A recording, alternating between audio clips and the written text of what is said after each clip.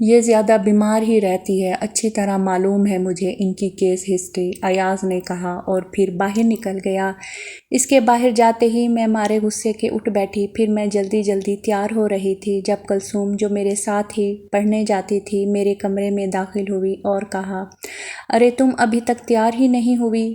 ٹانگے والا کب کا آ چکا ہے؟ تو میں کیا کروں؟ میں بالوں کو ربن سے باندھتے ہوئے تنگ کر بولی، کیا بات ہے، غصے میں ہو؟ کچھ نہیں۔ میں کتابیں اٹھا کر باہر آئی تو اماں کے ساتھ ایاز بھی تختہ پوش پر بیٹھا تھا۔ میں نے کلثوم سے کہا، ذرا اس کو تو دیکھو۔ ارے تم دیکھو تو صحیح۔ اور جب وہ ایاز کو دیکھ رہی تھی، اماں کی نظر مجھ پر پڑ گئی۔ ناشتہ کر لیا عائشہ؟ اماں نے ممتا بھرے لہجے میں پوچھا۔ مجھے بھوک نہیں ہے، میں نے غصے سے کہا۔ وہ بھی ایاز کی باتوں میں آ کر مجھے اکیلی چھوڑ گئی تھی، اور پھر کون سی قیامت آ جاتی اگر میں ایک چھٹی کر لیتی۔ ناشتے میں بھوک کا کیا کام؟ اماں پھر اپنی ممتا سے مجبور ہو کر بولی، کشور ساتھ لے جانے کے لیے کچھ دے دو۔ پھوپھی رہنے دیں، پیٹ میں درد ہو تو سارا دن بھوک نہیں لگتی۔ ویسے بھی پیٹ کے درد کا صحیح علاج یہ ہے کہ بندہ ایک پورا دن فاقہ کرے، پھر کبھی پیٹ میں درد نہیں ہوگا۔ اس نے مجھے دیکھتے ہوئے کہا۔ میں پاؤں پٹکتی آگے بڑھ گئی۔ تانگے میں بیٹھتے ہوئے کلثوم نے پوچھا، کون تھا یہ؟ عائشہ، پتہ نہیں کون تھا۔ اب مجھے ایاز پر سخت غصہ آ رہا تھا۔ پھر مجھے کیوں دکھا رہی تھی؟ دماغ خراب ہو گیا ہے میرا، میں نے غصے سے کہا۔ مگر کلثوم میرے لہجے کی پرواہ کیے بغیر بولی، اب سیدھی طرح یہ کیوں نہیں کہتی ہو کہ بتانا ہی نہیں چاہتی؟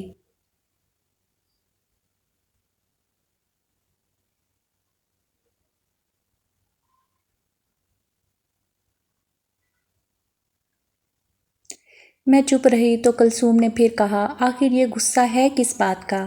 ایاز، ناراضگی کے باوجود میرے لہجے میں محبت شامل ہو گئی۔ ارے ایاز، تمہارا مطلب ہے تمہارا ہونے والا؟ چپ کر، باقی باتیں اسکول جا کر، میں نے تانگے میں بیٹھی دوسری لڑکیوں کو دیکھ کر کہا۔ مگر کلثوم کہاں چپ ہونے والی تھی، آہستہ آہستہ کھسر پھسر کرتی رہی۔ 3 بجے کے قریب میں اسکول سے گھر واپس آئی تو صحن میں بیٹھا ایاز کسی بات پر کہکا لگا رہا تھا، مگر وہ اکیلا نہیں تھا، اس کے ساتھ فیروز بھائی اور پرویز بھائی بھی تھے، اور وہ دونوں بھی ہنس رہے تھے۔ نہ جانے ایسی کون سی بات تھی جس نے ان کو ہنسنے پر مجبور کر دیا تھا۔ مجھے دیکھتے ہی پرویز بھائی اور فیروز چپ ہو گئے، جبکہ ایاز اب بھی مسکرا رہا تھا، جیسے مجھے چڑھا رہا ہو۔ وہ باغور میری طرف دیکھ رہا تھا۔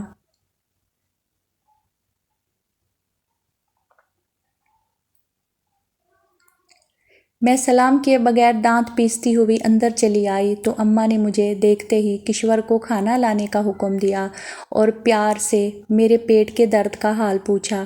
ٹھیک ہوں، میں نے منہ بنا کر جواب دیا اور اپنے کمرے میں جانے کی بجائے وہیں کتابیں رکھ کر بیٹھ گئی۔ اور جیسے ہی کشور نے کھانا سامنے رکھا، میں کئی دنوں کے بھوک کے پیاسوں کی طرح ٹوٹ پڑی، کیونکہ اسکول میں کچھ نہ کھایا تھا۔ میں بیٹھی کھانے سے انصاف کر رہی تھی کہ وہ تینوں اندر چلے آئے۔ مجھے کھاتے دیکھ کر ایاز بڑبڑایا، یہ کیا حماقت ہے بھائی؟ کون سی حماقت؟ میں سمجھنے کے باوجود انجان بن گئی۔ یونیفارم بدلتے صدیاں تو نہیں لگتی، ایاز نے سخت لہجے میں کہا۔ مارے توہین کے میں جل اٹھی، آنکھوں میں ایک دم آنسو مچل کر باہر آنے لگے، جن کو چھپانے کے لیے میں نے مزید سر کو جھکا لیا۔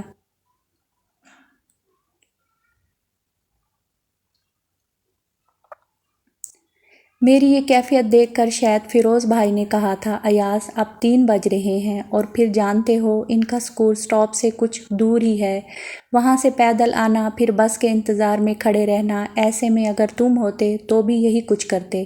میں تب بھی ایسا نہ کرتا۔ وہ ذرا بھی متاثر نظر نہیں آ رہا تھا۔ اوکے تم نہ کرتے، مگر میں تو خود یہی سب کچھ کرتا رہا ہوں کہ صبح ناشتے کے بعد اسکول میں کبھی کھانے کا موڈ نہیں بنتا اور پھر کپڑے نہ بدلنے سے کون سی قیامت آ جاتی ہے، پہلے نہ صحیح بعد میں ہی صحیح۔ میں نے تو ناشتہ بھی نہیں کیا تھا۔ میں جلدی سے بول پڑی کہ فیروز بھائی کی باتوں نے میرے جلے دل پر برف کا کام کیا، پھر بھلا میں ان کی ہمدردی پر کیوں نہ بولتی؟ ارے صبح ناشتہ نہیں کیا، مگر کیوں؟ وہ براہ راست اب مجھ سے مخاطب تھے۔ وہ میں رات دیر سے سوئی تھی اور میں ایاز کی وجہ سے اپنی بیماری چھپا گئی تھی۔ وہ پہلے ہی میرا مذاق اڑا چکا تھا۔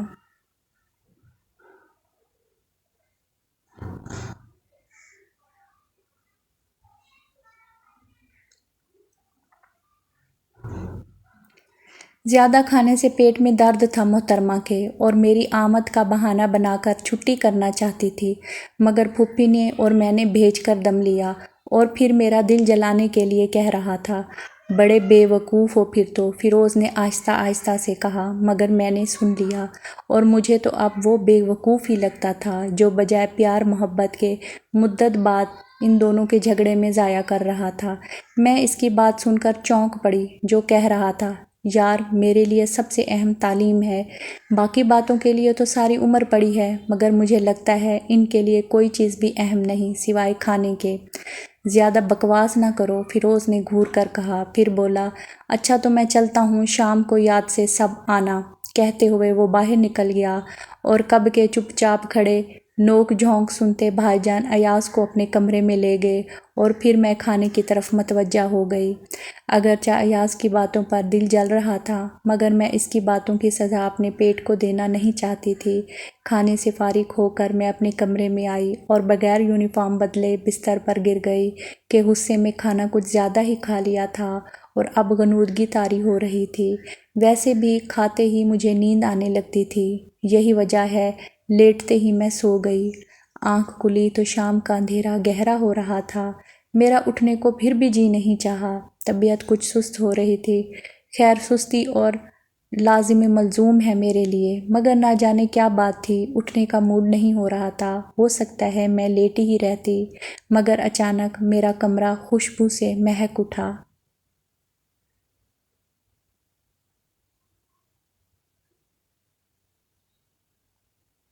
میں نے دیکھا ایاز اندھیرے میں بجلی کا سوئچ تلاش کر رہا تھا، پھر وہ کامیاب ہوا اور لائٹ آن کر دی۔